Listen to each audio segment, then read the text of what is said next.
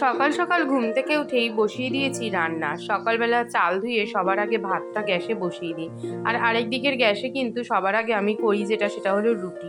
রুটিটা বানিয়ে নিই। আর সবজি যদি আগের দিন কেটে না রাখি তাহলে তো আমার মহা বিপদ হয়।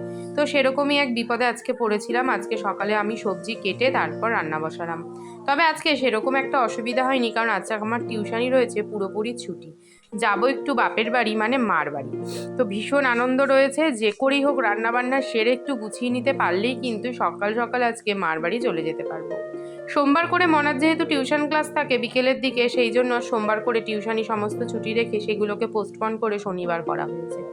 শনিবার করে তো আর মার বাড়ি যাওয়া হয় না। আগে তো আমি শনিবার করি, ওই একটা দিনই পারতাম একটু মার বাড়ি যেতে। যাই হোক, এখন সেটাকে আমরা সোমবার দিনকে ট্রান্সফার করে নিয়ে এসেছি। তবুও প্রতি সোমবার কিন্তু মার বাড়ি যাওয়া হয়ে উঠছে না। ওই কাছে মা বাপের বাড়ি হলে যা হয় আর কি, সবসময় তো আর যাওয়া হয়ে ওঠে না। এই এক অসুবিধা। আগে মার বাড়ি কত যেতাম সেটা যখন ভাবি তখন আমি আর মনা খুব আলোচনা করি, বল মনা আগে আমরা কত যেতাম।